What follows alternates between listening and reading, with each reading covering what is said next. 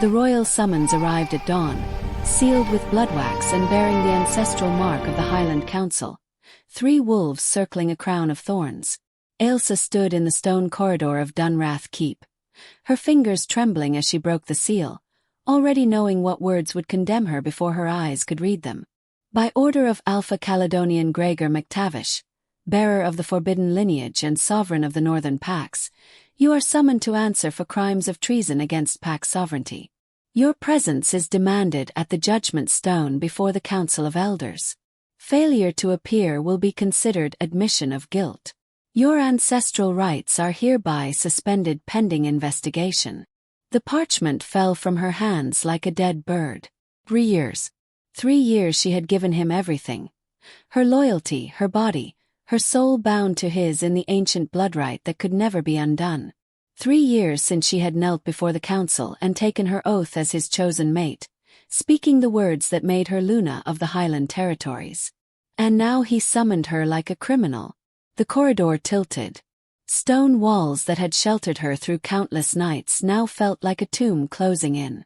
Somewhere in the depths of the keep she could hear her son, their son, laughing as his nursemaid sang him the old songs. Little Finnian, barely 2 summers old, with his father's storm-grey eyes and her copper curls. The heir of the realm, though Gregor had never officially acknowledged him before the council. Tell me the city you're watching from so I can send you a warm hug, because what happens next will break you the way it broke her.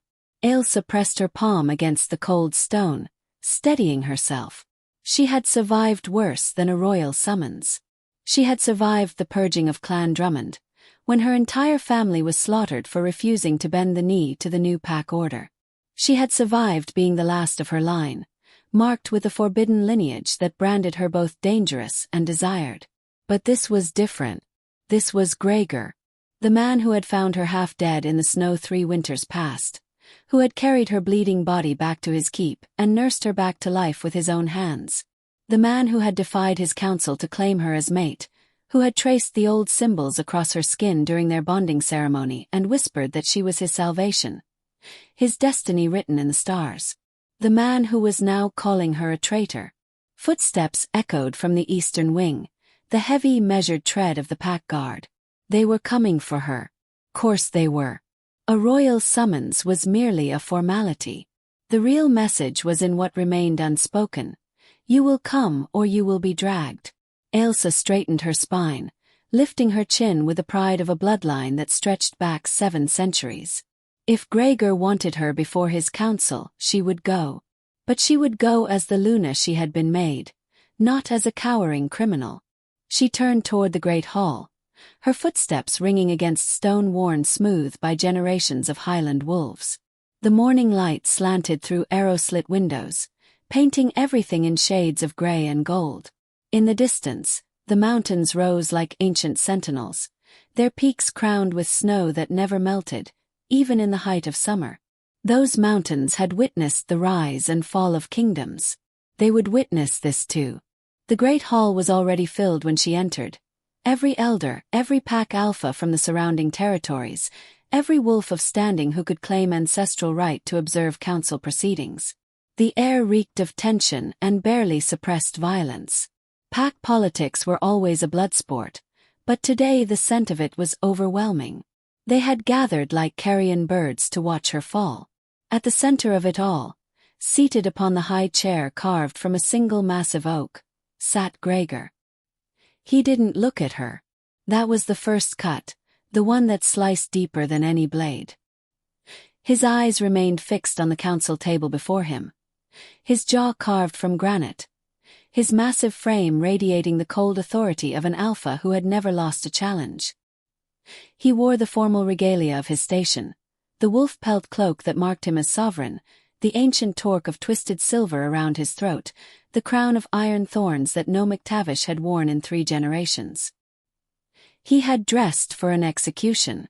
Beside him stood Rhona, beautiful venomous Rhona MacLeod, whose claim to the position of Luna had been set aside when Gregor chose Ailsa instead. Her smile was a razor's edge wrapped in silk. She leaned close to Gregor, whispering something that made his fingers tighten on the arm of his chair, though his expression never changed. Ailsa of Clan Drummond, the voice of the council intoned, his words rolling through the hall like thunder. You stand accused of conspiring against the sovereignty of the Highland Pack. You stand accused of trafficking in forbidden knowledge and attempting to undermine the ancestral rights of the McTavish bloodline. You stand accused of bearing false witness during your mating oath. How do you answer these charges? The world compressed to a single point of pain in her chest. Forbidden knowledge. False witness during the mating oath. They knew. Somehow, impossibly, they knew about the journals. The ancient texts she had salvaged from the ruins of her family's keep. The ones that contained the true history of the Highland Packs before the Great Purging.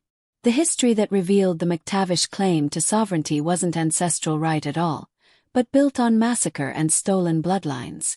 The history that proved Finnian's lineage was stronger than Gregor's own.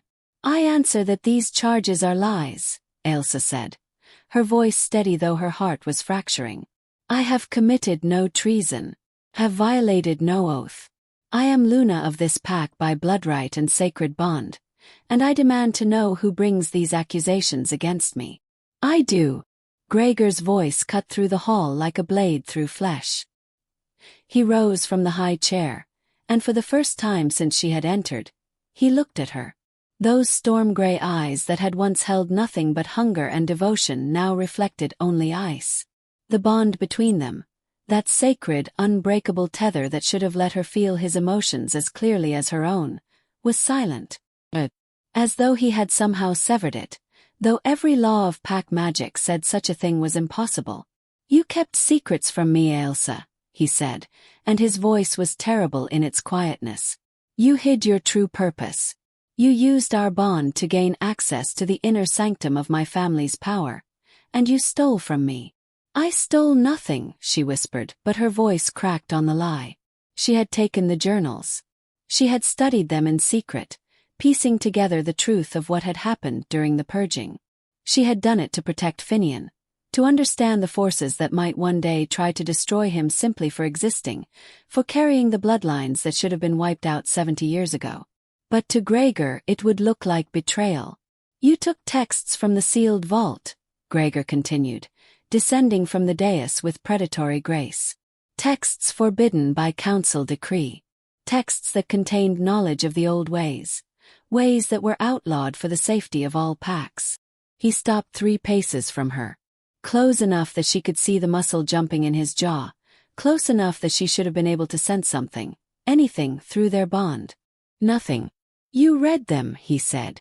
You learned things no wolf of the New Order should know. And then you hid them where you thought I would never find them. I was trying to protect our son, Ailsa said, and she didn't care that her voice broke, didn't care that the council heard the desperation bleeding through. The knowledge in those texts, Gregor, they explain why Finnian's scent is different, why he carries markers that shouldn't exist in modern bloodlines. I needed to understand. You needed to obey, Rhona cut in, her voice dripping with false sympathy. Oh, sweet Ailsa. Did you truly think you could keep such secrets from an alpha? Did you think your damaged bloodline gave you the right to subvert pack law? My bloodline is not damaged, Ailsa snarled, and for a moment, the wolf rose in her. The ancient power that the Drummonds had carried since before the first stones of Dunrath Keep were laid. My bloodline is older than yours, Rhona MacLeod. My ancestors were alphas when yours were still learning to shift. The hall erupted in snarls and growls, wolves rising from their seats, eyes flashing with barely contained aggression. The insult was direct, undeniable. A challenge not just to Rhona but to the entire social order that the new pack structure had built. Silence! Gregor's command rolled through the hall with the force of an alpha's will, and every wolf froze. Even Ailsa felt the weight of it pressing against her skin, demanding submission, demanding she bare her throat and acknowledge his dominance. She lifted her chin higher instead. You see, Rhona purred, though she stepped back behind Gregor, her eyes glittering with triumph. She cannot even submit to her own alpha. She is wild, untamed, dangerous. She carries the old madness in her blood. Is that what you tell yourself? Ailsa said softly, meeting Gregor's gaze. Is that the story they fed you to make this easier? That I'm mad. That my bloodline is corrupt. She took a step forward, ignoring the growls from the assembled wolves. Look at me, Gregor. Look at me and tell me you believe I would ever betray you. Not your counsel, you. For one heartbeat, something flickered in his eyes. Pain, doubt, the ghost of the man who had held her through nightmares and whispered promises against her skin. Then it was gone. The texts were forbidden for a reason, he said. They contain rituals that were outlawed during the purging. Blood magic, soul-binding ways of forcing the pack bond that violate the natural order. You studied them. You learned them. And you. His voice caught just barely. You performed one. The hall went deathly silent. That's a lie, Ailsa breathed, but ice was spreading through her veins. Is it? Gregor reached into his cloak and withdrew a small leather journal. Her journal, the private one she had kept hidden in the false bottom of her clothing chest. Then explain this. Explain the ritual markings I found drawn in ash beneath our bed. Explain the symbols carved into the birthing room where Finnian was born. Explain why our son carries markers of forced bloodline ascension. Forced? The word stuck in her throat. No, Gregor, you don't understand. Those symbols weren't to force anything. They were protective wards. Ancient wards that the Drummond women have used for generations to protect children born during times of conflict. I placed them there because I was terrified. Because I knew what happened to children of mixed bloodlines during the purging, and I would not let our son be vulnerable. You bound him, Gregor said, and now there was emotion in his voice. Rage, raw and burning. You performed a ritual that bound his wolf spirit before it could naturally manifest. You altered his very essence.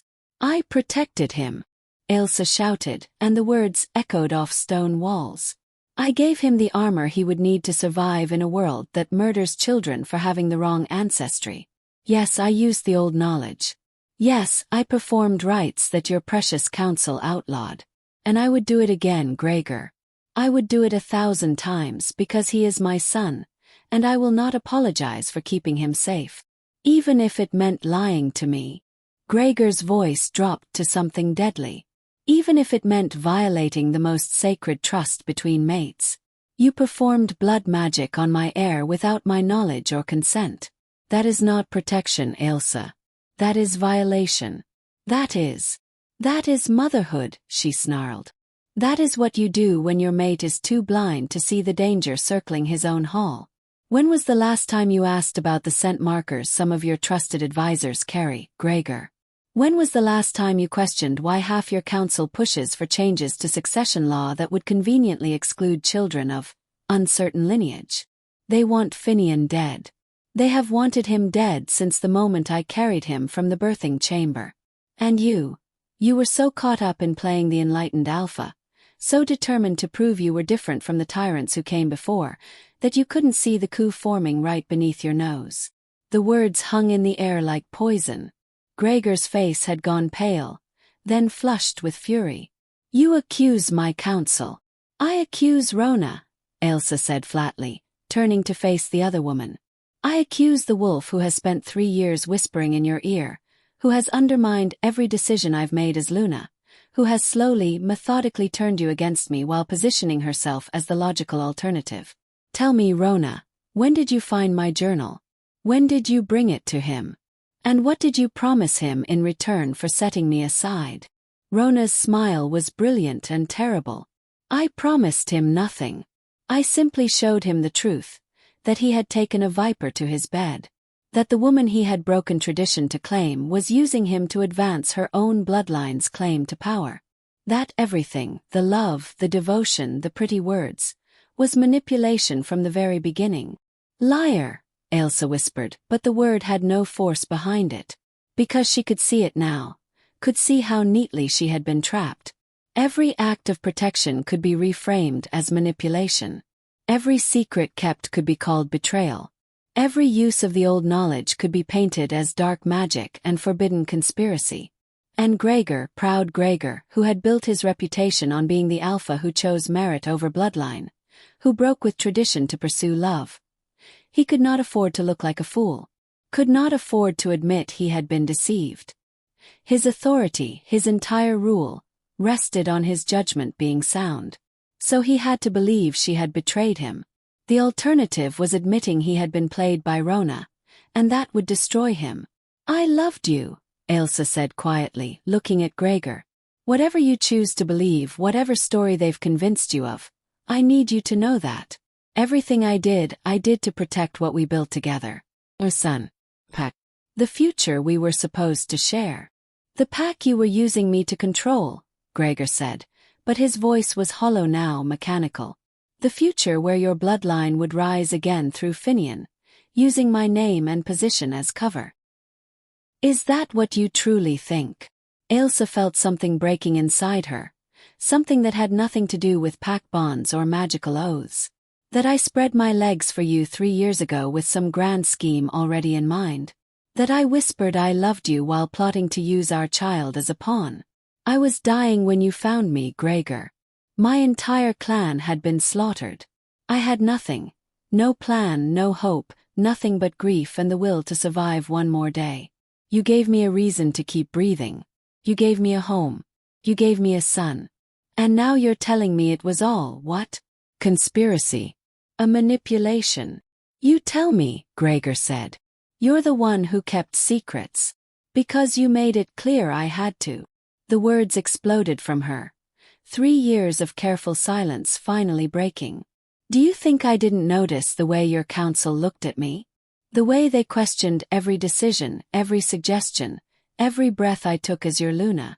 Do you think I didn't hear the whispers about the Drummond whore who had bewitched their Alpha? I kept secrets because your precious pack would never have accepted the truth, that your mate came from a bloodline they had tried to erase, that your son carries the markers of the very families they massacred during the purging. I kept secrets to survive, Gregor, to keep Finnian safe, to give us time to build something strong enough to withstand the revelation." "Noble words," Rhona interjected. "But words are cheap, especially from someone who has already proven herself a liar. The real question, Alpha Gregor, is what you intend to do about it. She has admitted to performing forbidden rituals. She has admitted to keeping knowledge of the old ways. She has admitted to deceiving you for the entirety of your mating. Pack law is clear on such matters." The temperature in the hall seemed to drop 10 degrees. Pack law was clear. Betrayal of an alpha by a mate was one of the few crimes that carried a mandatory sentence. "No," Ailsa breathed, taking a step back. "Gregor, please. Not this. Banish me if you must, strip me of my title, cast me out, but don't do this. Don't sentence me to the executioner's blade. Not after everything The law must be upheld," one of the council elders said, rising from his seat. "Alpha Gregor, your personal feelings cannot interfere with justice. The woman has confessed to crimes against pack sovereignty. The punishment is clear." "She is the mother of my child," Gregor said, and for the first time his voice cracked. "A child whose very existence is now in question," Rhona said softly. "If she used blood magic to force his bloodline markers, if she violated the natural order of pack genetics, then how can we be certain Finnian is even yours? How can we be certain she didn't use more than just protection wards during his conception and birth?" The accusation hit like a physical blow. Ailsa's vision swam. "You know that's not true. You were there, Gregor. You felt the bond between us during my pregnancy. You sensed him growing inside me, recognized him as yours from the first moment his heartbeat became strong enough to detect. You cannot question his paternity now simply because it's convenient." "I question everything now," Gregor said, and his voice was dead. "You've made me question every moment we shared. Every word you spoke. Every time you touched me I have to wonder, was it real or was it manipulation? Was it love, or was it a Drummond playing the long game of revenge?" "Finnian is your son," Ailsa said desperately. "Whatever you believe about me, you cannot deny that. He has your eyes, your presence, your strength. He carries the McTavish bloodline as clearly as he carries mine." "Then you won't object to a testing," Rhona said smoothly. "The council can perform the rite of bloodline clarification. If Finnian is truly Gregor's son, unaltered by forbidden magic, It will show clearly. And if he isn't? She let the implication hang. The right is painful, Ailsa whispered. He's 2 years old. It could damage him, could reveal the truth, Gregor said. Yes, we will perform the rite. No, Ailsa lunged forward, and immediately 3 pack guards grabbed her, forcing her to her knees on the stone floor. No, Gregor, please. He's just a baby. Don't do this to him because you're angry with me. Don't make him suffer for my choices. Your choices have consequences, Gregor said, and he wouldn't look at her. The rite will be performed at moonrise. Until then, you will be confined to the holding cells beneath the keep. The council will deliberate on your sentence. We need no deliberation, the voice of the council said.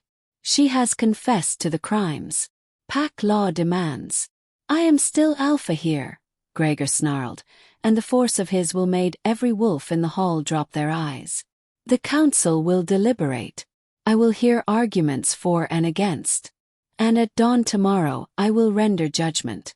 That is my right as sovereign. Of course, Alpha, the elder said, bowing. But Ailsa could see the satisfaction in his eyes. They already knew how this would end. Take her, Gregor said, and the guards hauled Ailsa to her feet. She didn't resist. What would be the point? She was one wolf against an entire pack, and Gregor, the only one whose word could have protected her, had already made his choice. They dragged her from the hall, and the last thing she saw before the great doors closed was Rhona stepping close to Gregor, placing a comforting hand on his arm. The game was over. Rhona had won.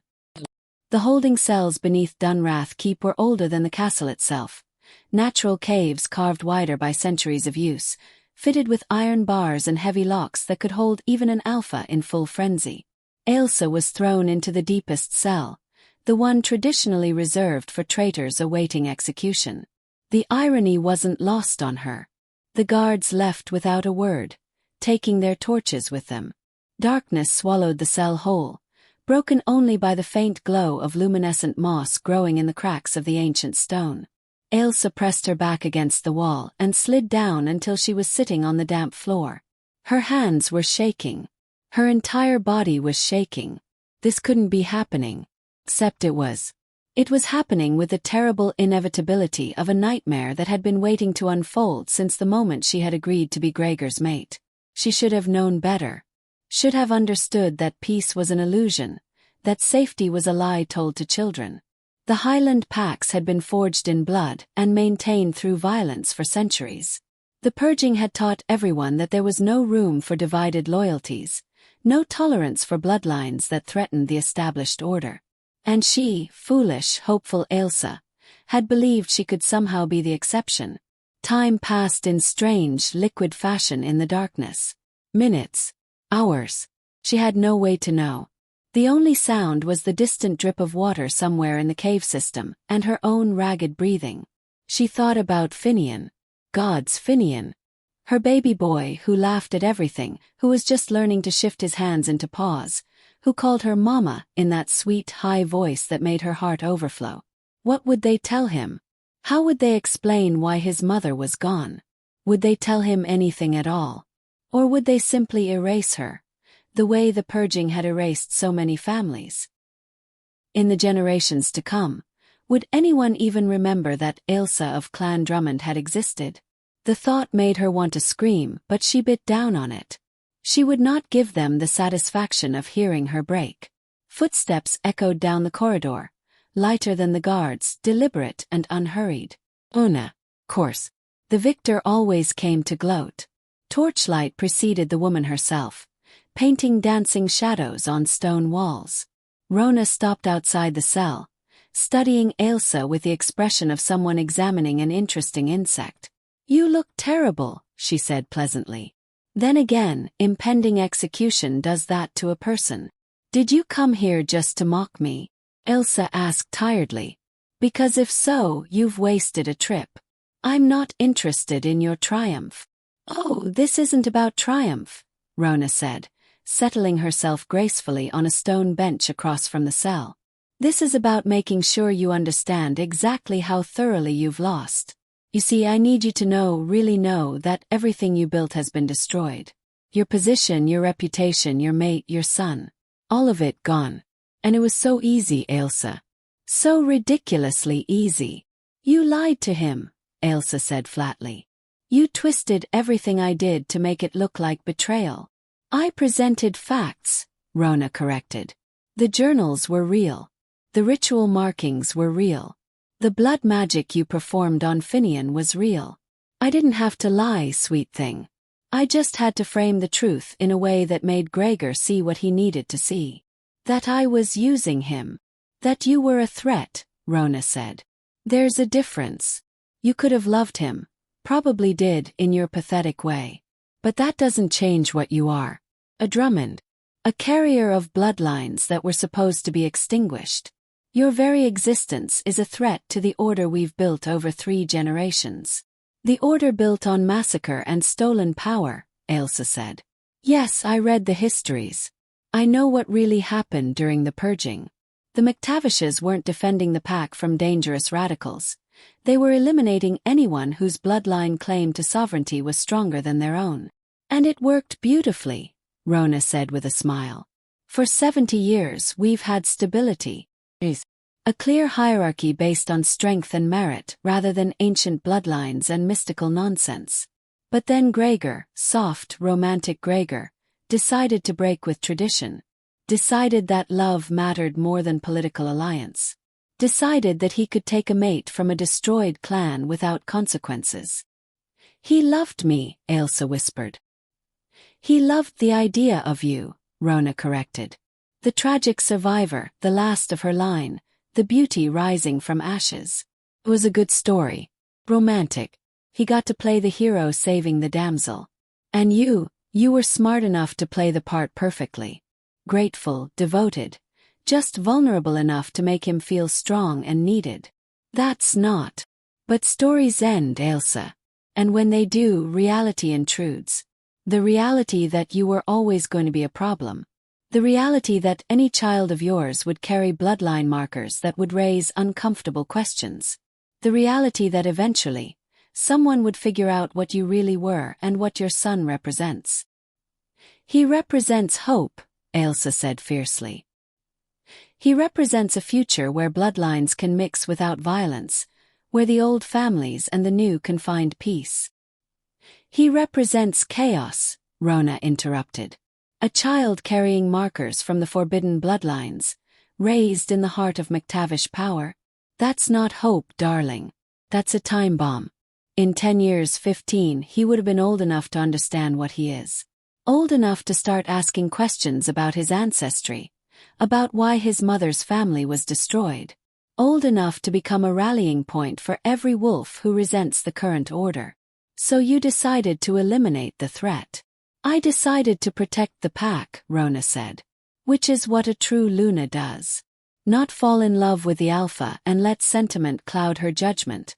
A Luna's first duty is to the stability of the pack structure, to the preservation of order and hierarchy. Personal feelings are irrelevant. And yet you want Gregor for yourself, Ailsa said.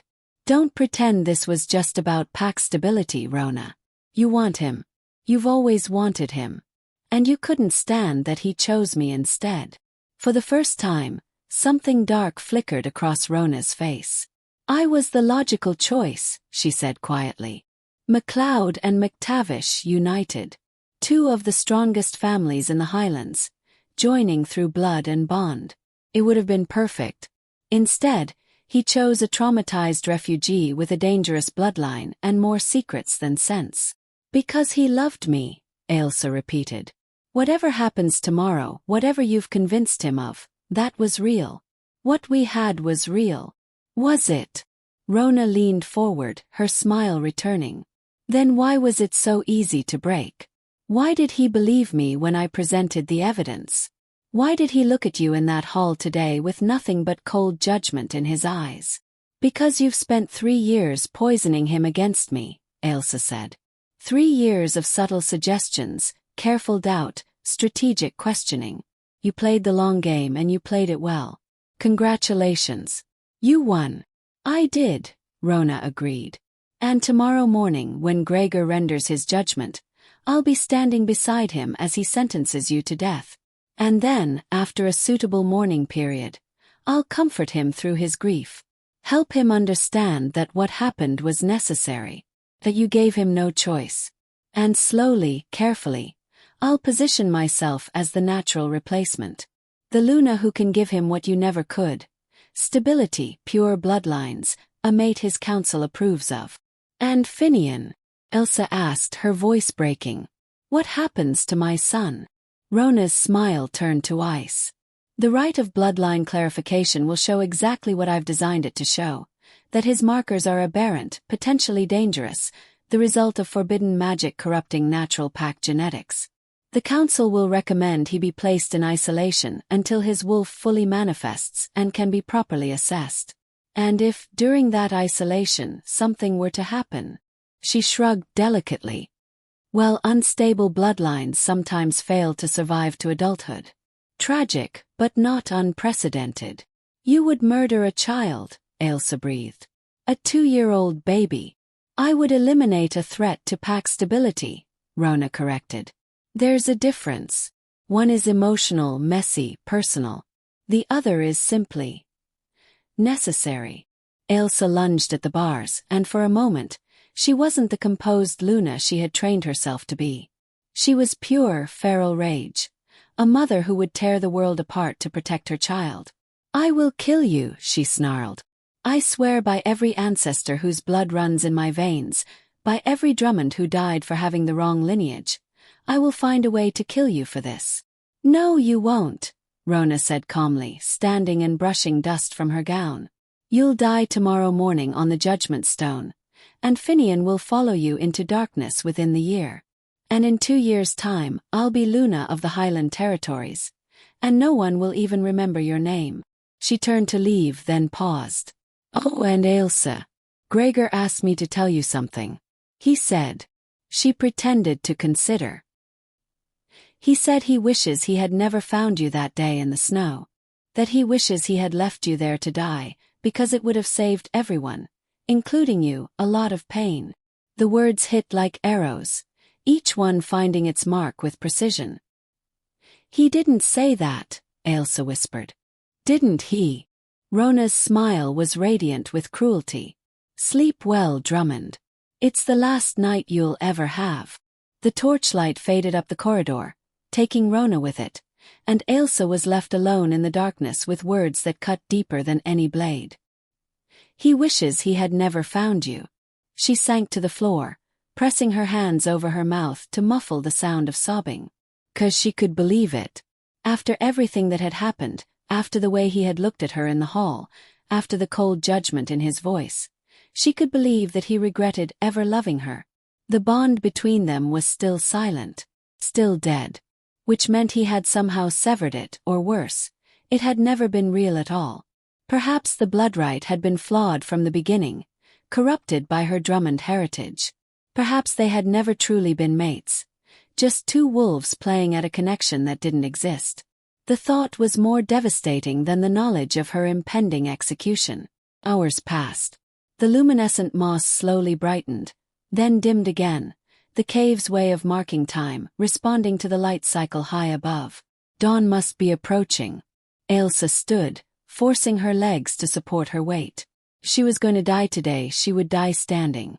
She would die with the pride of her bloodline intact, even if everything else had been stripped away. Footsteps again.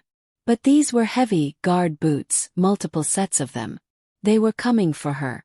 Ailsa moved to the center of the cell, clasping her hands behind her back to hide their trembling. She would not show fear, would not show weakness. The guards appeared, led by Tormod, the captain of Gregor's personal guard. His face was grim, unreadable. "It's time," he said simply. "The trial?" Ailsa asked. "The council's deliberation. Completed an hour ago," Tormod replied, unlocking the cell door. "The verdict was unanimous." Course it was. And the rite of bloodline clarification. Finnian. Something flickered in Tormod's eyes. Pity, perhaps, or disgust. The rite will be performed after the sentencing. The Alpha's orders. So Gregor would make her watch. Would make her see her son subjected to a painful magical ritual before he had her killed. One final cruelty to cement her punishment. How merciful, Ailsa said bitterly. They escorted her from the cells, up through the keep's winding corridors. Morning light streamed through the windows now, painting everything in shades of gold and rose. A beautiful day for an execution. The judgment stone stood in the keep's courtyard, an ancient slab of granite marked with runes older than pack memory. It was where the most serious sentences were carried out, where the blood of traitors and oathbreakers had been spilled for generations. The entire pack had gathered to witness. Ailsa was led to the center of the courtyard, forced to her knees before the stone. The morning air was cold against her skin, carrying the scent of pine and snow from the mountains. Every wolf in the territory had come, from the lowest Omega to the highest-ranking Alphas. They formed a circle around the judgment stone, their eyes reflecting hunger for spectacle, for blood, for the validation that came from watching a traitor fall. Gregor emerged from the keep, still wearing his formal regalia. Behind him walked Rhona, playing the role of concerned advisor with perfect precision. And behind them, Ailsa's breath caught. Behind them, carried by his nursemaid Moira, was Finnian, her baby, her son. His copper curls catching the morning light, his gray eyes, Gregor's eyes, wide and confused as he looked around at the assembled crowd. "No," Ailsa whispered. "Gregor, no. Don't make him see this. Don't make him watch." "Silence," the voice of the council commanded. "Ailsa of Clan Drummond, you have been found guilty by unanimous council verdict of crimes against pack sovereignty. You conspired against your alpha through deception and forbidden magic. You violated the sacred trust of the mating bond. You endangered the bloodline purity of the heir through corrupt rituals. For these crimes, pack law demands death." The words echoed across the courtyard, final and absolute. Finnian squirmed in Moira's arms, reaching toward Ailsa. "Mama," he called, his small voice cutting through the formal proceedings. "Mama." Ailsa's vision blurred with tears she refused to let fall. "The sentence will be carried out at noon," the voice continued. "But first, as is the Alpha's right, he will speak judgment upon the accused." Gregor stepped forward, and Ailsa forced herself to meet his eyes. For a moment, just one fleeting moment, she saw pain there. Saw the ghost of the man who had loved her, who had traced her scars with gentle fingers and promised her safety. Then it was gone, replaced by the cold mask of an alpha rendering justice. "Ailsa," he said, and his voice carried across the silent courtyard. "I took you into my home when you had nothing. I gave you my protection, my name, my body, and my heart. I defied my counsel to make you Luna. I believed you when you said you loved me. I trusted you with everything I am, everything I have built." He paused, and the muscle in his jaw jumped. "And you betrayed me. Not with your body, that would have been a simple betrayal, easily understood. You betrayed me with secrets, with lies, with forbidden knowledge you kept hidden while sharing my bed. You manipulated our bond, used our son as a tool, and corrupted the very foundation of what we built together." "That's not true," Ailsa said, though her voice was barely audible. "Gregor, please. Look at me, really look at me. You know me. You know my heart. Can you truly believe I would do what they're accusing me of?" "I don't know what to believe anymore," Gregor said, and for the first time, emotion bled through. Raw, wounded, devastating. "That's what you've taken from me, Ailsa. The ability to trust my own judgment. Every memory we shared is now tainted with doubt. Every word you spoke could have been manipulation. Every touch could have been calculation. You've made me question everything, including my own sanity."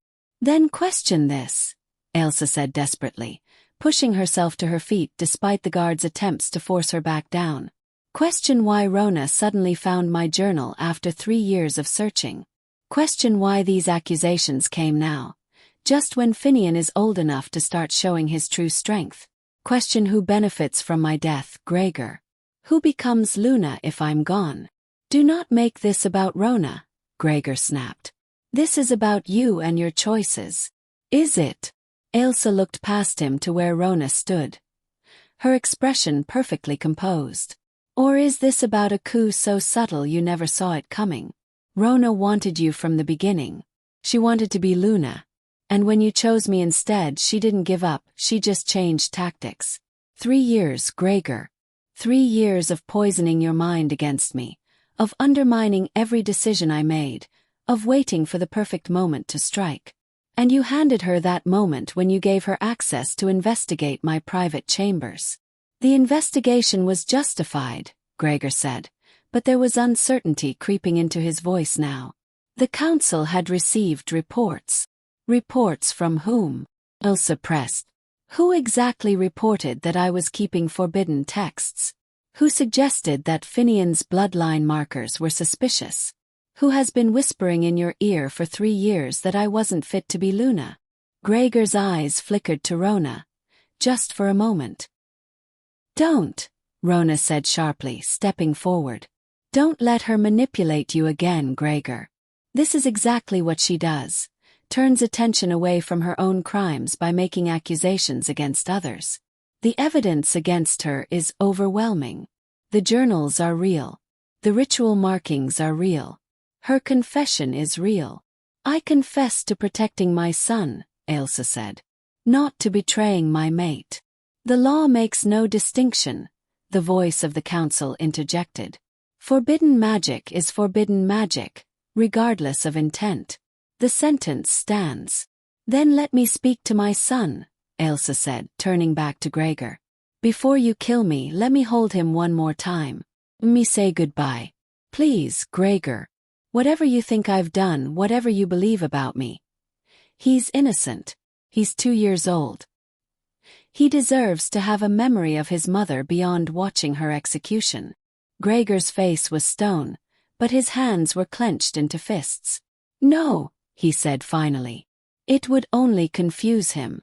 Better he forgets you quickly. The words were a dagger to her heart. Mama! Finnian called again, struggling harder in Moira's arms. Mama down. Want Mama.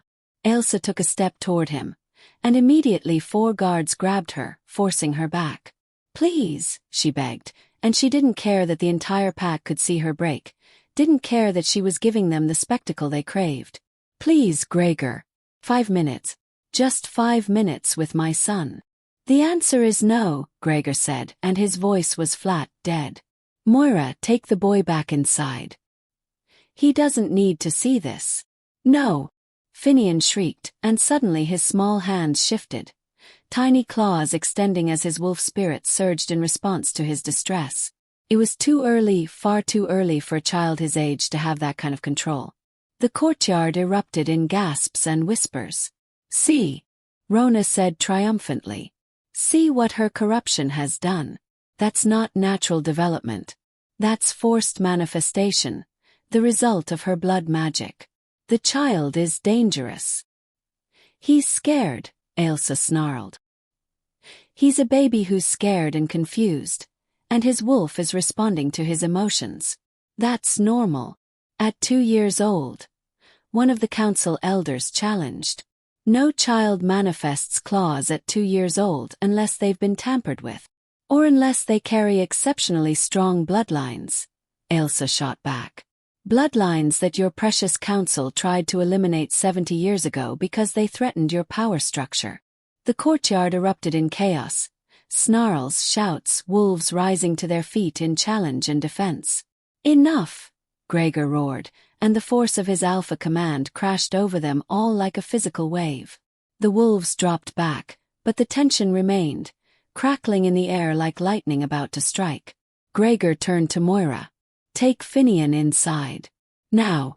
Moira nodded, turning away with the crying, struggling toddler in her arms. No, Ailsa whispered, watching her son being carried away. No, please let me. It's time, the voice of the council said. Noon approaches. Let the sentence be carried out. 2 executioners stepped forward, one carrying the ancient blade used for traitors' deaths, the other carrying the binding chains blessed with magic that would prevent Ailsa from shifting, from fighting back. This was really happening, They were really going to kill her. Ailsa's legs gave out, and only the guards holding her kept her upright. Her mind was screaming, searching desperately for some way out, some last argument that would reach Gregor, would make him see what was really happening. But there was nothing. Rhona had played her game too well. The evidence was real, even if the interpretation was false. And Gregor's pride would never allow him to admit he'd been manipulated. His authority as Alpha depended on his judgment being sound. Admitting he'd been fooled by Rhona would undermine everything he'd built. So Ailsa would die.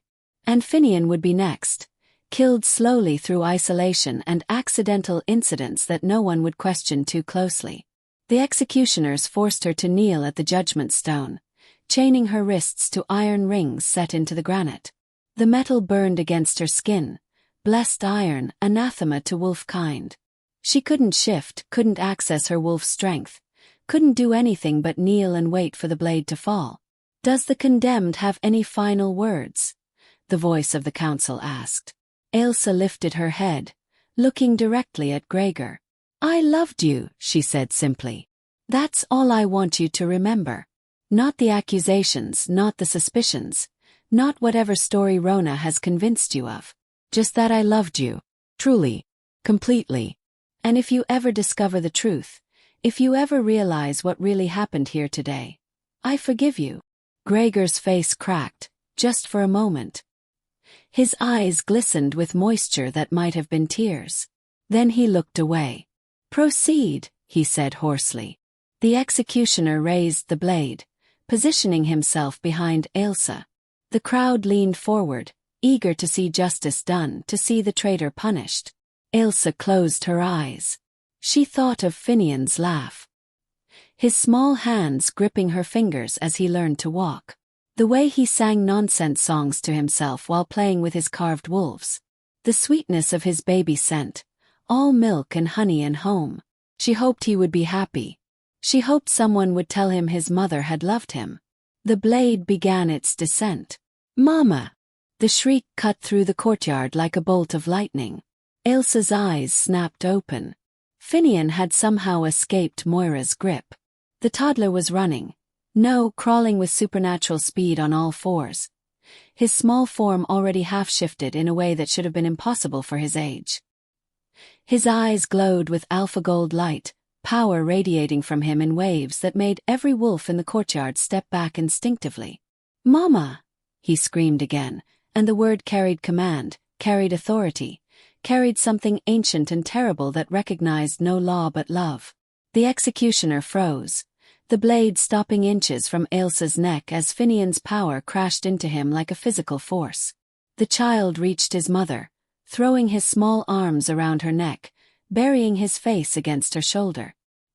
His body was shaking with sobs, but the power radiating from him didn't diminish. If anything, it grew stronger, a warning and a plea and a demand all at once. "Mama!" he whimpered, reverting to his normal voice. "Don't go.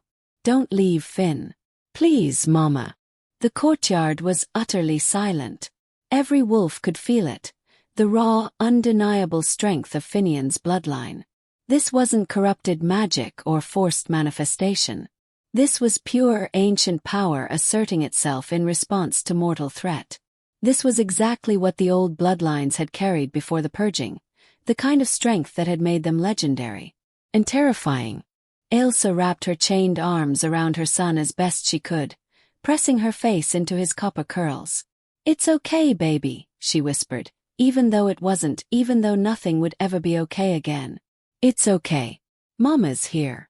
"The child demonstrates the exact corruption we warned against," one of the council elders said, but his voice was uncertain now. "This is proof of the forbidden magic. This is proof of nothing but a child's love for his mother," a new voice interrupted. Tormod, the guard captain, had stepped forward. His face was grim, but there was steel in his eyes as he looked at Gregor. "Alpha," he said carefully, "I have served your family for 30 years. I served your father before you. And in all that time, I have never questioned an execution order. But I question this one."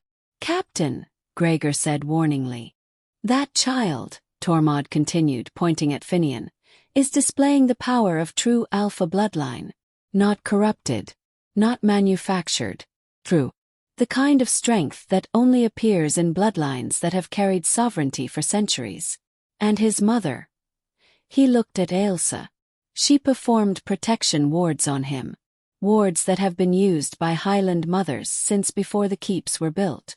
That's not corruption, Alpha. That's tradition. It's forbidden tradition, Rhona snapped. Outlawed for good reason.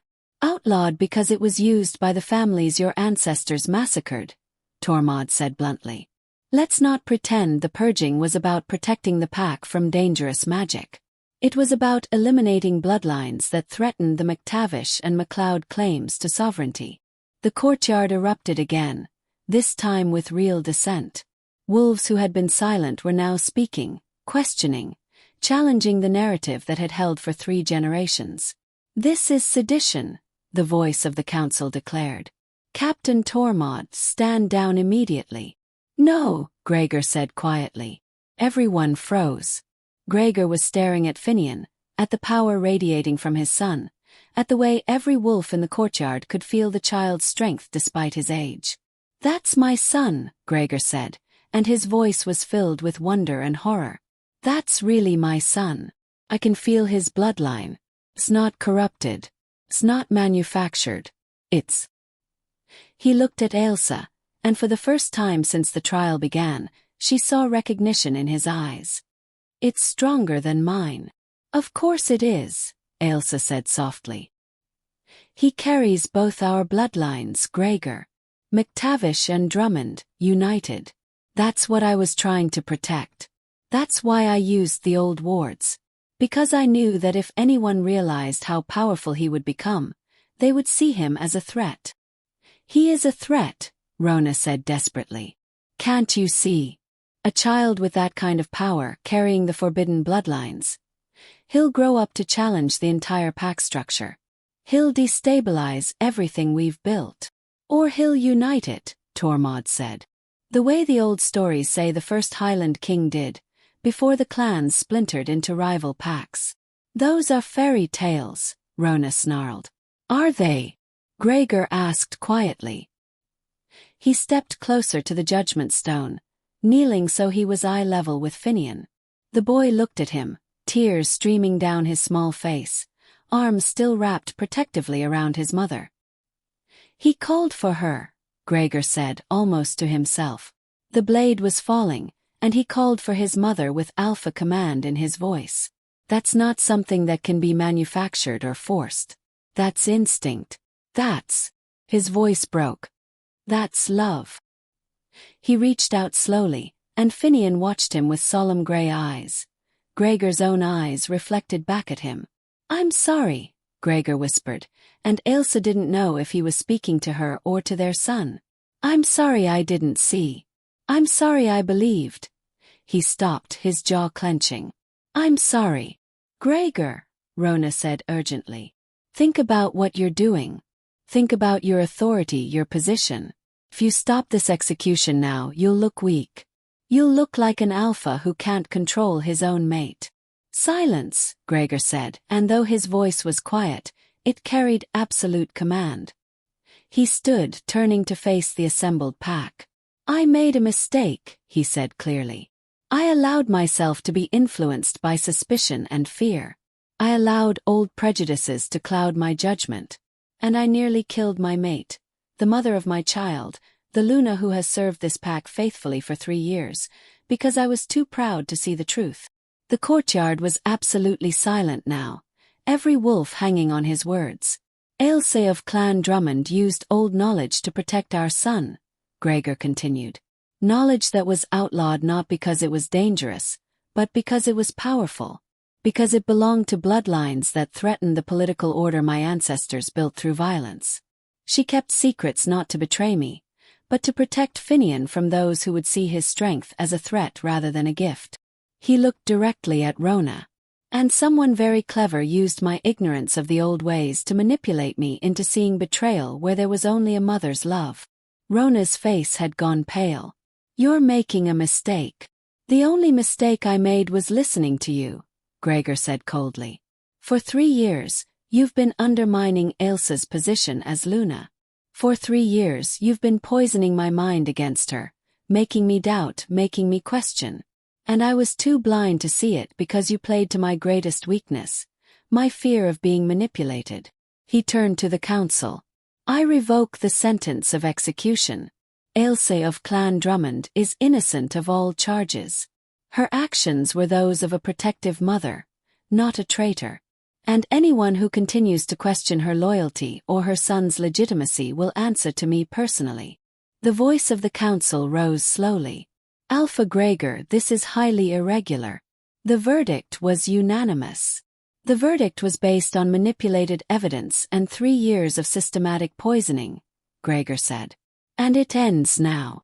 He looked at the executioner. Release her. The executioner glanced at the council, uncertain. That's an order, Gregor snarled, and his alpha power crashed through the courtyard with enough force to drop several wolves to their knees. The executioner quickly unlocked Ailsa's chains. She stood on shaking legs, Finnian still clinging to her. The blessed iron had burned her wrists raw, but she barely felt it. She was free. She was alive. Gregor reached for her, hesitated, then let his hand fall. I don't expect forgiveness, he said quietly. What I did, what I almost did, is unforgivable. But I swear to you, Ailsa, by every ancestor whose blood runs in my veins, I will spend the rest of my life making this right. Ailsa looked at him, this man who had saved her, loved her, and nearly killed her all within 3 years. The bond between them was still silent, still severed. That damage at least seemed permanent. You broke us, she said softly. You broke what we had. I know, Gregor whispered. And you let her. Ailsa looked at Rhona, who was backing away slowly through the crowd. You let her turn you into someone who would execute his mate without even considering that there might be another explanation. I know, he said again, and there were tears on his face now. Ailsa, Don't, she said. Don't apologize. Don't make promises. Just. She looked down at Finnian, who had finally stopped crying and was watching them both with those 2 knowing eyes. Just let me take my son somewhere safe. Somewhere far from here, from you, from all of this. You're leaving, Gregor said, and it wasn't a question. What choice do I have? Ailsa asked. You tried to execute me, Gregor. You looked me in the eyes and told the executioner to proceed. The bond between us is severed. The trust is gone. There's nothing left to stay for. Stay for Finnian, Gregor said desperately. He needs his father. He needs to be safe, Ailsa interrupted. And he'll never be safe here. Not with a council that sees him as a threat. Not in a keep where half the wolves want him dead simply for existing. Not with a father who... Her voice broke. Not with a father who loved him but still couldn't protect him from politics and fear. She turned away, carrying Finnian toward the keep entrance. Ailsa, wait, Gregor called. Please. We can fix this. We can. No, she said without looking back. We can't. Some things once broken can never be repaired. You made your choice today, Gregor. Now I'm making mine. She walked through the silent crowd, and not a single wolf tried to stop her. They parted before her like water, some bowing their heads in respect or shame, others simply watching with unreadable expressions. Rhona was nowhere to be seen. She had slipped away during the confrontation, no doubt already planning her next move, already calculating how to turn this disaster to her advantage. Let her try, Ailsa thought bitterly. I'm done playing games. She reached her chambers and began packing with mechanical efficiency. Clothes for herself and Finnian. The few personal items she treasured. The journals. Yes, definitely the journals because they were her son's heritage, proof of what he came from and what he could become. Finnian sat on the bed, unusually quiet, watching her with solemn eyes. Mama sad? He asked finally. Ailsa stopped, looking at her son. This beautiful, powerful, impossible child who had saved her life simply by loving her. Yes, baby, she said honestly. Mama's very sad. Papa made Mama sad. Yes. Why? How did you explain betrayal to a 2-year-old? How did you tell a child that his father had nearly killed his mother because he believed lies? Papa made a mistake, Ailsa said carefully. A big mistake. And now Mama and Finn need to go away for a while. Papa come too. No, sweetheart. Papa stays here. Finnian's face crumpled. Don't want Papa to stay. Want Papa to come. Ailsa's heart shattered all over again. Because regardless of what Gregor had done, he was still Finnian's father. Still the man who had held their son seconds after birth, who had sung him to sleep with old Highland lullabies, who had taught him his first words in both human tongue and wolf speech. Finnian loved him. And Gregor loved Finnian.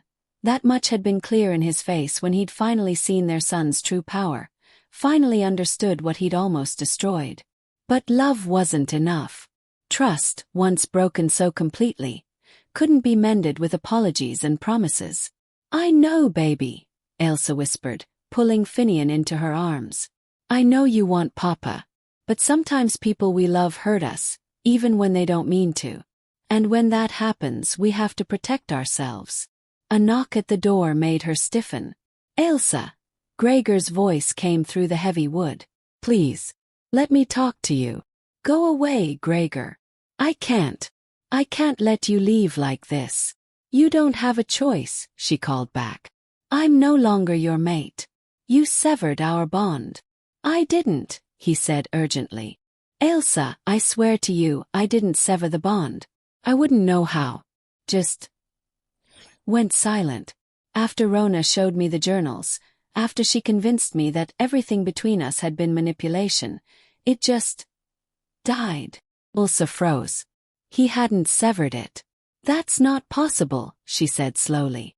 Bonds don't just die unless one party actively severs them or, she stopped, ice flooding her veins, or unless they're suppressed. By magic. By someone who knew the old ways well enough to interfere with a mating bond without either party realizing it was happening. Let me in, Gregor said. Please, Ailsa. I think Rhona did something. Something to both of us. Because I swear, I didn't want to believe the worst of you. I fought against it. But every time I tried to trust you, every time I tried to dismiss the evidence, I just felt empty. Like the part of me that loved you had been carved out. Ailsa stood frozen, her mind racing. If Rhona had access to forbidden knowledge, and she must have to find Ailsa's journals in the first place, then she could have learned rituals that affected mating bonds.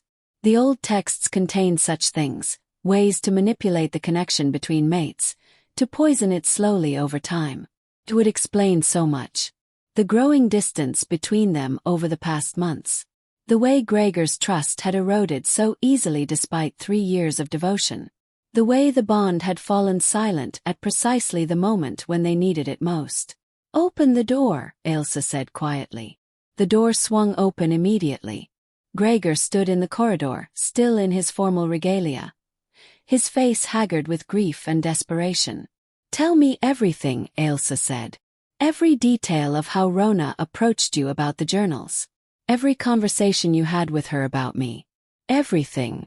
Gregor stepped inside, closing the door behind him. And as he began to speak, recounting months of careful manipulation and subtle poison, Ailsa felt her rage crystallize into something cold and sharp and absolutely certain.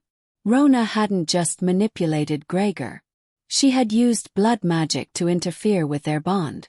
She had committed the exact crime she had accused Ailsa of. Forbidden magic, violation of sacred rites, corruption of pack foundations. And she would answer for it. We need to call the council back, Ailsa said when Gregor finished. We need to demand an investigation into Rhona's activities. She'll deny everything, Gregor said. And without proof. I have proof, Ailsa said quietly. She went to her trunk, pulling out one of the journals she had kept hidden. Not the Drummond family histories, but her own personal records. I've been documenting strange incidents for months. Times when the bond felt wrong. Times when I could sense you through it. But the emotions were distorted, twisted. I thought I was going mad. But if Rhona was actively suppressing and manipulating our bond, it would explain everything. She flipped through the pages, showing Gregor her notes. Dates, times, descriptions of how the bond had felt. And beside many of them, notations of when she had seen Rhona near their private chambers or noticed strange herbs in the keep. She was dosing us, Ailsa said. The old texts mention rituals that require both parties to be exposed to certain compounds over time. Burned in braziers, mixed into wine, even absorbed through skin contact. That's why she was always so eager to serve us personally at meals, why she insisted on maintaining the braziers in your study. Gregor's face had gone white. I'm going to kill her. No, Ailsa said firmly. You're going to bring her before the council and let them see exactly what she's done. Let them see that she committed the very crime she accused me of. Let them render judgment. And then? Gregor asked quietly. Ailsa looked at him. This man who had saved her and almost destroyed her, who had loved her and betrayed her, who was the father of her child and a stranger all at once. Then we figure out if there's anything left to salvage, she said. If the bond can be repaired once her influence is removed. If trust can be rebuilt. If. She stopped, unable to continue. Gregor reached for her hand, hesitated, then let his fingers brush hers, the lightest contact, asking permission. I don't deserve a second chance, he said. I know that. But if you'll let me try, if you'll let me prove that what we had was real, that it wasn't all manipulation and poison, I swear to you, Ailsa, I will spend every day for the rest of my life making this right. Words are easy, Ailsa said, but she didn't pull her hand away. Then let me prove it with actions, Gregor said. Let me show you. Let me. Papa. They both turned. Finnian had crawled to the edge of the bed and was watching them with those two knowing grey eyes. Papa sorry? The little boy asked. Gregor crossed to the bed, kneeling so he was eye level with his son. Yes, Finn. Papa is very, very sorry. Papa made terrible mistakes. Hug Mama, Finnian commanded with all the authority of his bloodline. Make Mama not sad. Despite everything, the pain, the betrayal, the shattered trust, Ailsa felt a laugh bubble up in her throat. Their son, not even 3 years old, already trying to fix his parents' broken relationship. Gregor looked at her, silently asking permission. Ailsa nodded. He stood and carefully, so carefully, pulled her into his arms. And for the first time since the bond had gone silent, she felt something. A flicker, faint and fragile, like a candle flame in a storm. It was still there. Damaged, suppressed, poisoned by Rhona's machinations, but still there. We're going to fix this, Gregor whispered against her hair. All of it. I promise. Ailsa closed her eyes, breathing in his scent. Pine and snow and home. Don't make promises you can't keep, she said. Then I'll keep this one, he replied. Even if it takes the rest of my life. The second council meeting was very different from the first. This time, it was Rhona who knelt before the judgment stone. Her face pale but composed as the charges were read against her. Manipulation of sacred mate bonds through forbidden magic. Systematic poisoning of an alpha and his mate over a period of months. Conspiracy to commit murder through false accusation and fabricated evidence. Attempted murder of the heir through planned accidents during isolation. The evidence was overwhelming once they knew what to look for. The herbs found in braziers throughout the keep. The journal entries documenting the timeline of the bond's degradation. The traces of compounds in wine goblets that only Rhona had handled. Testimony from servants who had seen her entering the Alpha's private chambers at odd hours. Most damning of all, her own journal, discovered in her chambers during the investigation. A detailed account of every step of her plan, written in her own hand, preserved because she had been too arrogant to imagine anyone would ever search her rooms. She had documented everything. The rituals she'd performed. The compounds she'd used. Her satisfaction at watching Ailsa's influence erode. Her triumph when Gregor finally turned against his mate. Reading it, Ailsa felt cold rage settle into her bones. This woman had tried to destroy her family, not out of political necessity or pack loyalty, but out of jealousy and thwarted desire. How do you answer these charges? The voice of the council asked. Rhona lifted her chin, meeting Gregor's gaze across the courtyard. I did what was necessary, she said clearly. Ailsa of Clan Drummond was a threat to pack stability. Her bloodline, her knowledge, her influence over you. All of it was dangerous. I acted to protect the pack from a wolf who would have eventually torn it apart. By tearing it apart yourself? Gregor asked, his voice deadly quiet. By using forbidden magic, the very thing you accused Ailsa of, to manipulate sacred bonds and poison minds. I did what you were too weak to do, Rhona snapped, and for the first time her composure cracked. You chose love over duty, desire over wisdom. You took a mate who threatened everything we built, and you expected the pack to simply accept it because you were alpha. Well, I'm alpha blood too, Gregor. MacLeod is as strong as McTavish. And I have the right to protect my pack from threats, even when those threats warm the alpha's bed. Your pack. Gregor's laugh was bitter. You never cared about the pack, Rhona. You cared about power, about position, about becoming Luna by any means necessary, even if it meant destroying an innocent woman and her child. Innocent? Rhona scoffed.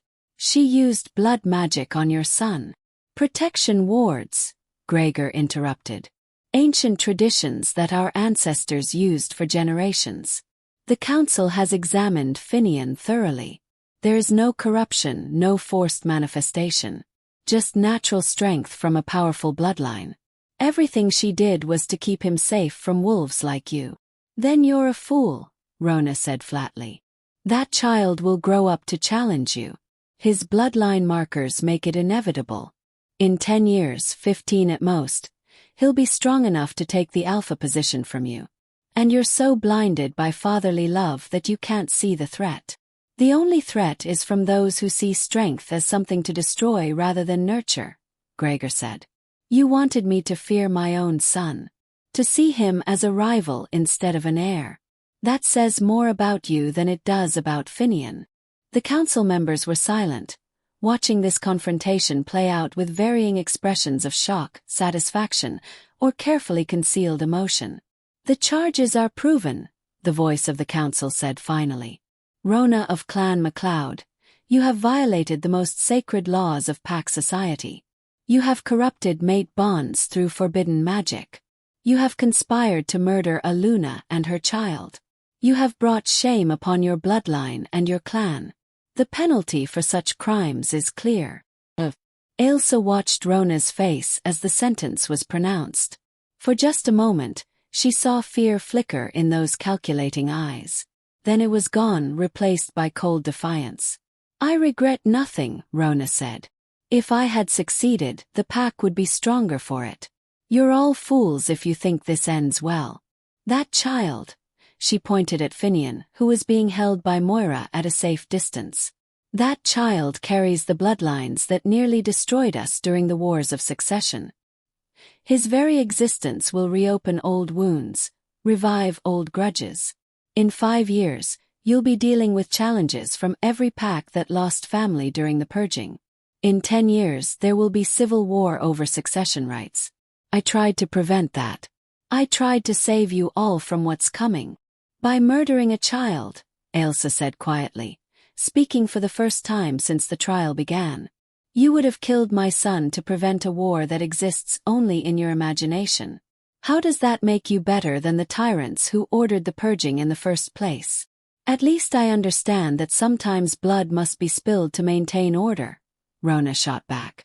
You, with your romantic notions of unity and healing, you'll get everyone killed with your softness. The old bloodlines and the new cannot coexist. History has proven that again and again. Then we'll make new history, Gregor said firmly. Finnian represents something that hasn't existed in generations, a true blending of the old ways and the new. Instead of seeing that as a threat, we should see it as an opportunity. A chance to heal the rifts that the purging created. Pretty words, Rhona said.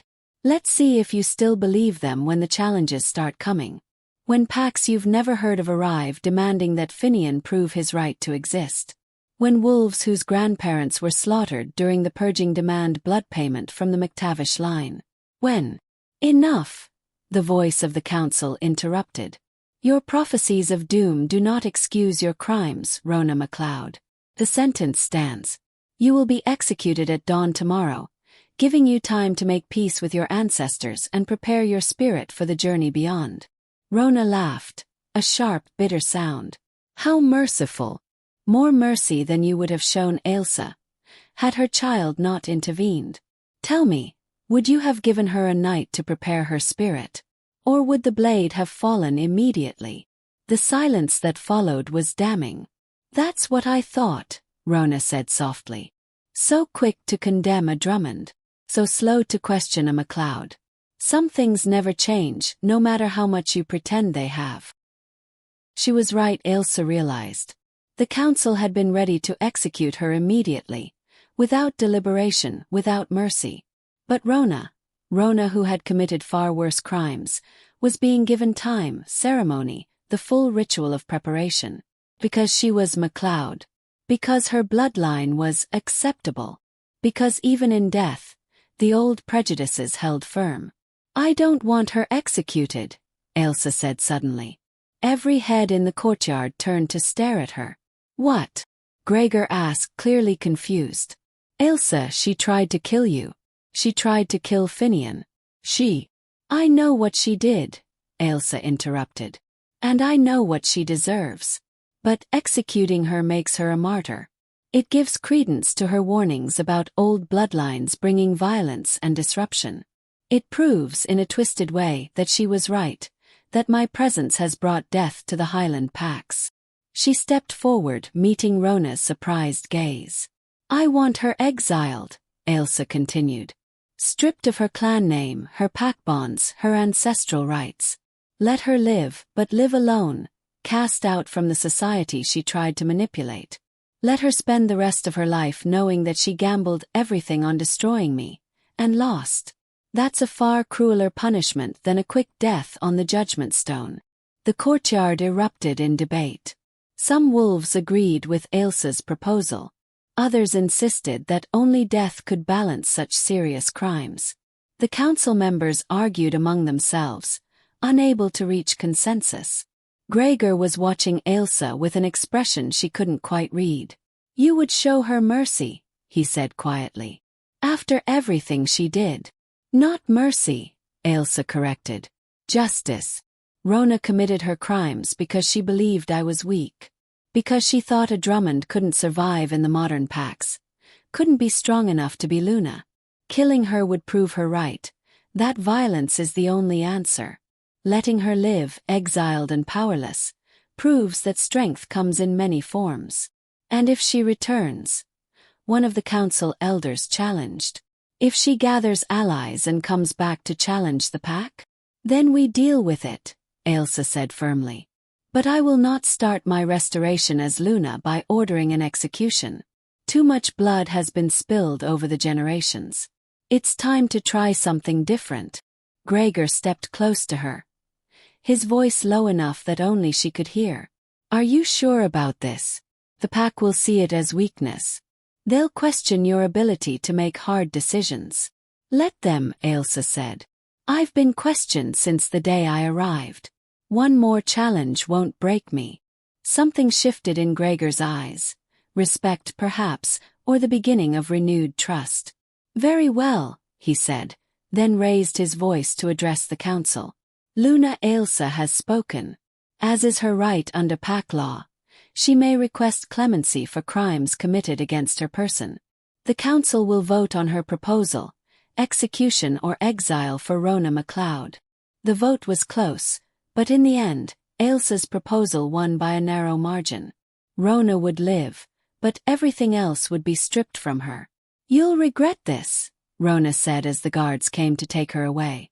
You think you're being noble, but you're just being naive. The world doesn't reward mercy, Ailsa. It devours the merciful and spits out their bones. Perhaps, Ailsa said. But I'd rather be devoured for showing mercy than live knowing I became the very thing I fought against. Rhona was led away, and the council began to disperse. The spectacle was over, though Ailsa knew the gossip and debate would continue for months. Gregor took her hand, tentatively, still asking permission with every touch. "That was either the wisest thing you've ever done or the most foolish," he said.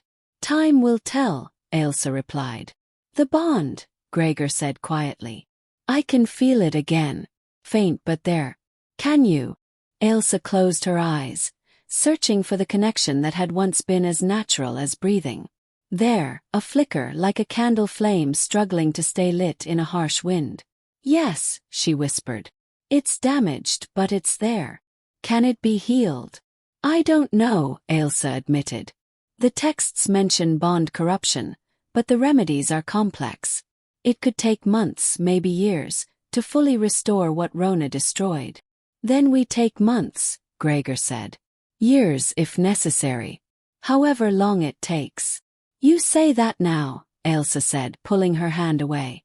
"But Gregor, you looked me in the eyes and ordered my execution. You chose to believe the worst of me based on manipulated evidence and poisoned instincts. Even if the bond is restored, even if Rhona's influence is completely removed, how do I trust you again? How do I let myself be vulnerable to someone who was willing to kill me?" The question hung in the air between them, brutal and necessary. "I don't know," Gregor said, and at least he had the courage to be honest. "I don't know if you can. I don't know if I deserve another chance. All I know is that I have to try. Because the alternative, losing you and Finnian, knowing I destroyed my family through cowardice and stupidity, that's not something I can live with."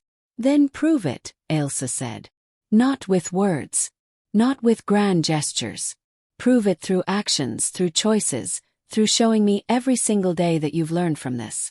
That you'll never again let fear and manipulation turn you into someone who would hurt the people you love." "I will," Gregor promised. "Starting now.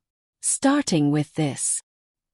He reached into his cloak and withdrew a small wooden box, intricately carved with symbols Ailsa recognized from the old texts. "This was my grandmother's," he said. "She was one of the last wolves to practice the old ways before the purging. My father kept it hidden, along with some of her journals and tools. I found them years ago but never told anyone, because I was afraid of what the council would say.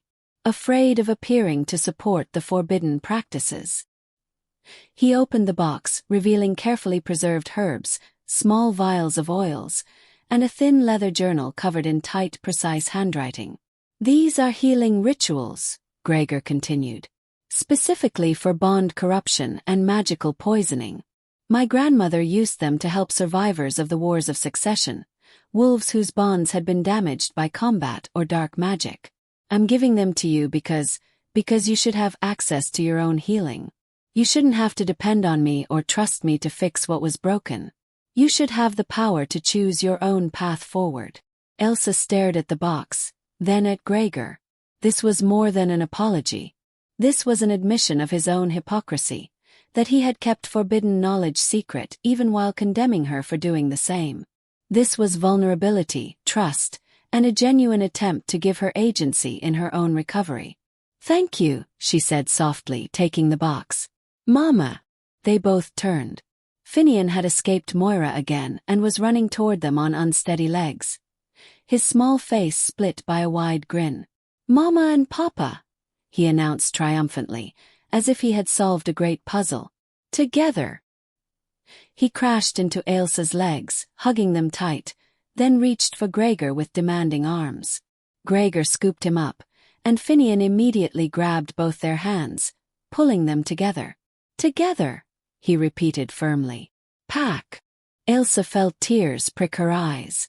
Her son, who had nearly lost both his parents to politics and poison, who had displayed impossible power to save her life, was now trying to mend what had been shattered between them.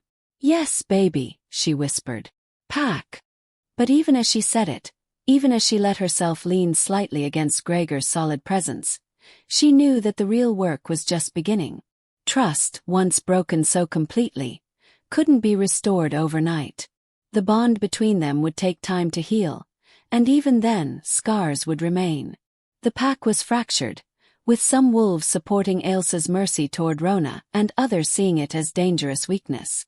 And Rhona's warnings, however self-serving, contained kernels of truth. Finnian's bloodline would attract attention, would bring challenges from packs that had suffered during the purging. The future was uncertain, filled with potential danger. But for now, in this moment they were together. Damaged but alive. Broken but beginning to mend. It would have to be enough. 3 months later, Ailsa stood in the archive chamber deep beneath Dunrath Keep, surrounded by ancient texts and scrolls that hadn't seen daylight in generations. Gregor had opened the sealed vaults. All of them. Every forbidden text, every outlawed practice, every piece of knowledge that had been hidden away during the purging was now being carefully catalogued and studied. It was a massive undertaking and a controversial one. Half the council had objected strenuously, arguing that the knowledge was forbidden for good reason. But Gregor had been adamant. "We can't move forward while hiding from our past," he had told them. "We can't demand that Ailsa and Finnian live openly with their heritage while we keep our own history locked away in shame." So the vaults had been opened, and a new position had been created. Keeper of the Old Ways, charged with studying the ancient practices and determining which ones could be safely integrated into modern pack life. Ailsa had been offered the position. She had accepted. Now she spent her days reading through journals written by her ancestors, learning rituals that her grandmother would have known, piecing together the truth of what the Highland packs had been before fear and violence had reshaped them. It was painful work. Many of the texts contained accounts of the purging, first-hand descriptions of families being slaughtered, children being torn from their parents, entire bloodlines being erased in single nights of coordinated violence. But it was also beautiful work. The old ways had been complex, nuanced, focused on balance and harmony rather than simple dominance hierarchies. There were rituals for healing, for strengthening pack bonds, for helping young wolves come into their power safely. There was wisdom here, hard-earned over centuries, that had been lost when fear had triumphed over reason. "You're thinking too hard again," Gregor's voice came from the doorway. Ailsa looked up to find him watching her. Finnian perched on his shoulders and giggling as he tried to touch the ceiling with his small hands. "Someone has to think hard," she replied, but she was smiling. "These texts won't translate themselves." "Moira says Finnian hasn't napped in 3 days," Gregor said, swinging their son down and setting him on his feet. "Apparently he insists he's too big for naps now." "He's 2.5, Ailsa said, exasperated. "He's definitely not too big for naps." "Try telling him that," Gregor said ruefully. As if to prove the point, Finnian immediately toddled over to Ailsa's work table and tried to climb onto a chair to see what she was reading. "Finn read too," he announced. "Not yet, baby," Ailsa said, catching him before he could knock over her carefully organized stacks of parchment. "These are very old, very fragile books. You have to be gentle with them." "Finn gentle," he promised, though his actions immediately contradicted his words as he grabbed at a scroll. Ailsa and Gregor both lunged to save the ancient document, ending up tangled together with Finnian squished between them, giggling at their clumsiness. For a moment, they were frozen like that, close enough to feel each other's warmth, to share breath, to remember what they had been before everything had shattered. The bond between them pulsed, still weak but definitely growing stronger. The healing rituals from Gregor's grandmother's journals had helped, as had time and careful, deliberate rebuilding of trust. They weren't what they had been. Perhaps they never would be again. But they were becoming something new, something more cautious but also more honest. Something built on choice rather than just instinct and desire. "I should go," Gregor said quietly, even though he didn't move. "Let you get back to work." "Or you could stay," Ailsa said, surprising herself. "Help me with these translations. You read old Highland script better than I do." It was true, but it was also an invitation. A small one, carefully offered, with the escape route clearly visible. Gregor's eyes searched hers. "Are you sure?" "No," Ailsa admitted. "But I'm trying to be. Isn't that what we're both doing?" "Trying." "Yes," Gregor said. "Every day." He settled into the chair beside hers, and Finnian immediately crawled into his lap, then reached for Ailsa's hand, pulling them together the way he always did now. "Pack," Finnian said contentedly, then yawned hugely despite his earlier insistence that he didn't need a nap. Within minutes, he was asleep, sprawled across both their laps in the boneless way of exhausted toddlers. Ailsa and Gregor worked in companionable silence, translating old texts while their son slept, and for a little while, it felt almost normal, almost like a family. But even in this moment of peace, Ailsa couldn't fully relax, because Rhona's warning kept echoing in her mind. Challenges would come. Packs who had lost family during the purging would eventually learn that Finnian existed, that the forbidden bloodlines lived on in the heart of McTavish territory. And when they came, they wouldn't be gentle or forgiving. They would demand blood payment. They would demand that Finnian prove his right to exist. And Ailsa had no idea if they could survive what was coming. The first challenge arrived on a winter morning 6 months after Rhona's exile. Ailsa was in the courtyard with Finnian, helping him practice his shifting. At nearly 3 years old, he could now manage paws and claws reliably, though full body shifts were still beyond him. "Good," she encouraged as he successfully shifted his hands. "Now hold it. Feel how your bones change position, how your muscles."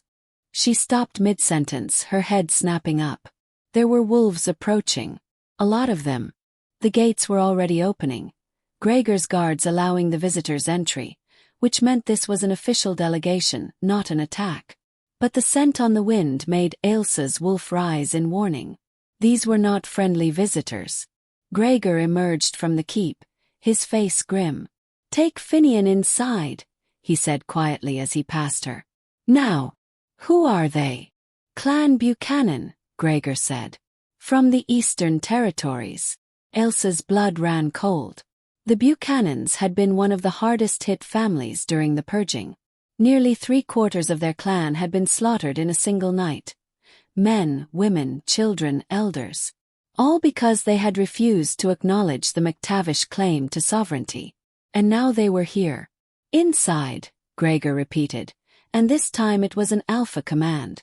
Ailsa scooped Finnian into her arms and hurried toward the keep, but not before she saw the delegation entering the courtyard. 20 wolves, all bearing the Buchanan crest. And at their head, a massive alpha with silver-white hair and eyes like chips of glacier ice. Malcolm Buchanan, the current clan head, whose grandfather had been executed during the purging for treason. This was exactly what Rhona had predicted. The blood debts were coming due. The formal challenge was presented in the Great Hall before the full council. Malcolm Buchanan stood before the high chair, his voice carrying clearly through the packed chamber. "Alpha Gregor McTavish," he said. "I come before you as head of Clan Buchanan to demand acknowledgement of blood debt owed to my family. During the purging, your grandfather ordered the execution of 73 Buchanan wolves, including 22 children under the age of shifting. This act was genocide, plain and simple, carried out under the false banner of protecting pack stability." The hall was deathly silent. "The debt has never been paid," Malcolm continued. "For 3 generations we have waited for justice. We have rebuilt our clan from near extinction, and now we are strong enough to demand what is owed." "What do you want?" Gregor asked, though his voice suggested he already knew. "Blood for blood," Malcolm said simply. 22 children were murdered. 22 lives are owed. I understand you have recently acknowledged a son, one who carries markers of the bloodlines that were targeted during the purging. How convenient that such a child should be born to the current McTavish Alpha. Almost as if the universe itself is providing balance. Ailsa, standing beside Gregor's chair, felt her entire world tilt. "Whoa. You want my son," Gregor said flatly. "You want to kill a 3-year-old child to balance a debt from 70 years ago." "I want justice," Malcolm corrected. "Your grandfather took our children. It's only fair that your line loses a child as well. Blood debt works both ways, Alpha Gregor. You cannot escape the consequences of your family's actions simply because they're inconvenient." "Finnian is innocent," Ailsa said, her voice shaking with barely controlled rage. He had nothing to do with the purging. He wasn't even born. Neither were the children my grandfather held as they were slaughtered, Malcolm interrupted. Neither were the babies torn from their mother's arms and killed before they could even shift. Innocence didn't save them. Why should it save yours? Because we're supposed to be better than that, Gregor snarled. Because continuing the cycle of violence and revenge is exactly what destroyed the Highland packs in the first place. My grandfather was wrong. What he did during the purging was monstrous. But killing Finnian won't change that. It will just add another child to the list of innocents murdered for political reasons. Pretty words, Malcolm said. But words don't balance blood debt. Pack law is clear. When a clan is massacred, the surviving members have the right to demand equal payment from the perpetrator's bloodline. You can refuse, of course. But if you do, Clan Buchanan will withdraw all recognition of McTavish sovereignty. And we won't be alone. I've been in contact with the surviving members of every clan that suffered during the purging. The Drummonds, the McGregors, the Campbells, the Rosses. All of them are watching to see how you respond to this challenge. If you refuse to acknowledge blood debt, every one of those clans will unite against you. The Highland packs will tear themselves apart in civil war. So you're giving me a choice, Gregor said coldly. Kill my son or watch the territories descend into chaos. I'm giving you the same choice you gave us, Malcolm replied. Submit to justice or be destroyed by it. The hall erupted in shouting, wolves rising to their feet, alphas from various clans taking sides. Some supported Malcolm's demand, arguing that blood debt was sacred. Others insisted that punishing a child for his grandfather's crimes was barbaric. The council was fracturing before Ailsa's eyes. And in the middle of it all was Finnian, innocent, powerful, beloved Finnian, who was being turned into a political pawn by forces he couldn't even comprehend. There has to be another way, Ailsa said desperately. Malcolm, please. Understand your pain. I'm Drummond. My entire family was slaughtered during the purging. I know what it's like to lose everyone. But this, demanding the death of a child, this isn't justice. It's just more violence. You're Drummond. Malcolm's eyes sharpened with interest. I had heard rumors, but I didn't believe them. Ailsa Drummond. The last of her line. And you're mated to a McTavish. He laughed, but there was no humor in it. The universe truly has a twisted sense of balance. I carry my family's pain every day, Ailsa said. I wake up knowing I'm the only one left, that everyone I loved was killed for refusing to bow to the new order. But I also wake up next to the man whose grandfather ordered their deaths. And somehow we're trying to build something better. Something that breaks the cycle instead of perpetuating it. How noble, Malcolm said. But your personal reconciliation doesn't erase the blood debt owed to my clan, or to the others. The debt must be paid. Then take it from me, Gregor said suddenly. Every head in the hall turned toward him. What? Ailsa breathed. Blood debt requires McTavish blood, Gregor said, standing from the high chair. I'm offering mine. Leave my son alone. Take my life instead. Let that balance the scales. No, Ailsa grabbed his arm. Gregor, you can't. It's the only way, he said quietly, looking at her with devastating certainty. If I refuse Malcolm's demand, the territories will descend into civil war. Thousands will die. But if I accept, if I offer myself as payment, then the debt is satisfied, Finnian is safe, and the packs remain united under your leadership as regent until he's old enough to rule. I won't let you do this, Ailsa said desperately. There has to be another way. There isn't, Gregor said. And we both know it. This is my grandfather's debt, my family's sin. It's only right that I pay for it. Papa. The small voice cut through the chaos like a knife. Finnian had somehow entered the hall, slipping past guards and council members, drawn by the shouting and his parents' distress. He stood in the center of the courtyard, looking tiny and fragile among all the massive adult wolves. Papa, why sad? He asked, walking toward Gregor with his small hand outstretched. "Why everyone yell?" Gregor's face crumpled. He knelt, pulling Finnian into his arms and burying his face in his son's copper curls. "I love you," he whispered. "Whatever happens, I need you to know that. Papa loves you so much." "Love Papa too," Finnian said, confused but certain. Then he looked at Ailsa. "Mama crying." Ailsa was crying, though she hadn't realized it until that moment. Tears streaming down her face as she watched the two people she loved most in the world, knowing that she was about to lose one of them. Malcolm watched this scene play out with an unreadable expression. "You would truly offer yourself?" he asked Gregor. "Knowing that your death will leave your mate alone and your son fatherless?" "Yes," Gregor said without hesitation. "If it protects them and prevents war, yes." "Papa no," Finnian said suddenly, his small face scrunching in confusion and fear. "No, go away. Pack stays together." He looked at Malcolm with those storm-gray eyes that carried too much awareness for his age. "You bad wolf," Finnian announced with absolute certainty. "You make Mama cry. Make Papa sad. Bad." And then, before anyone could stop him, Finnian shifted. Not just his hands or paws. His entire body. It shouldn't have been possible. Full body shifts didn't happen until at least age 5, usually closer to 7.